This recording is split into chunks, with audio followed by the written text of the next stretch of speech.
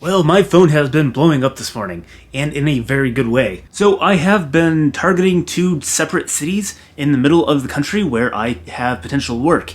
And I've actually been looking around for a variety of cities.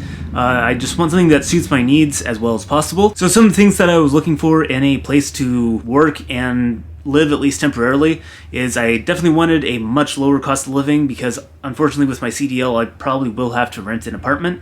Even if I'm not there the entire time, I will probably have to rent something. And also because I do have stuff in my storage unit that I do want to store and I don't want to get rid of it. So low cost of real estate has been really important. The other things are proximity to large bodies of water, so whether that is the ocean or the Great Lakes, or even large lakes and rivers, that's actually okay with me. So I was looking around at the different cities that met that criteria, and I wanted someplace that was at least reasonably safe and not super high crime and had lots of job opportunities. And so I came up with two different places that actually met my criteria really well. So at the end of last summer, I took a drive across the country, and one of the places that actually really impressed me that I hadn't really seen before was Cleveland, Ohio, of all places. If you're like me and you're not from the Midwest, you might think of Cleveland as just like another decaying Rust Belt town. But that wasn't the case at all. And after visiting there this summer, I actually liked the city pretty well. And it seemed like things were improving there. And after doing some research, I found that, yes, actually, things are improving in Cleveland. There's some job opportunities there.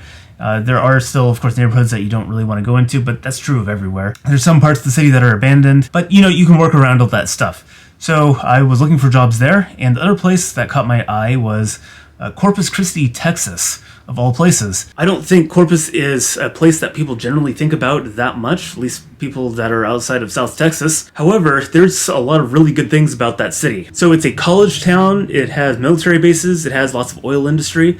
It is somewhat isolated, but it is on the Gulf Coast. And yes, it does get hit by hurricanes periodically, but I'm actually not that scared of hurricanes. I've been in a hurricane on the East Coast. I've experienced close to hurricane force winds both on the East Coast and actually out here many times. As long as you're not in the flood zone, I actually don't think hurricanes are that terrible. So I'm not really that worried about hurricanes, and they don't seem to hit Corpus Christi very often anyways. But the nice thing is that it is a smaller city and it is growing rapidly, and there seem to be a ton of job opportunities there right now, if you're in certain fields, which I happen to be. So they are hiring lots of truck drivers for anything to do with the oil fields. Food service, it's on the coast, so they have a lot of shipments going out of there, mostly chemicals and oil and stuff like that. And of course they have military bases, and so they have to have people in town there to support the military population. And of course, because it's a college town, they have a lot going there as well. There is a large kind of transient population there, people that come there to work or study, and that actually has been to my benefit, applying for jobs. Over the last couple of weeks, I have been busy applying for as many jobs as possible in both Cleveland and Corpus Christi, and Corpus Christi has been the clear winner. Partly it's because of the time of year, I think, but partly just because they seem to be a lot more open to hiring people from outside the area. I was planning on driving down there at the end of the month, whether I had a job or not, because there seemed to be just a lot of opportunities there for me. And then today, I started getting callbacks for these companies that I applied to.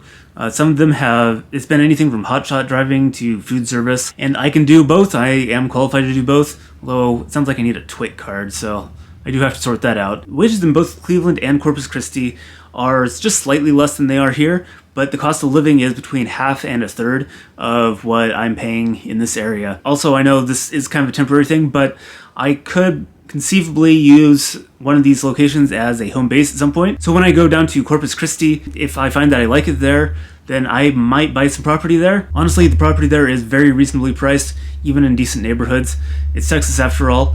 And the other nice thing about Texas is it does have lower income tax. I wouldn't move somewhere exclusively for tax reasons, but if it's between a couple of different places and the taxes are just better one place for my situation, it's something to consider anyways. But anyways, after I got all these calls this morning from places down in Texas, one of them says basically they want to hire me.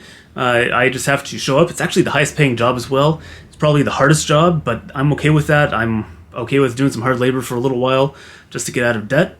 And but they want me down there like next week.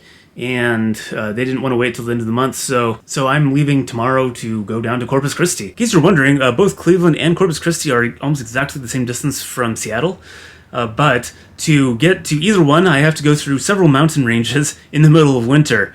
And so this could be a bit of an adventure. That's why I'm also leaving a couple extra days in case I get stuck in a mountain pass somewhere.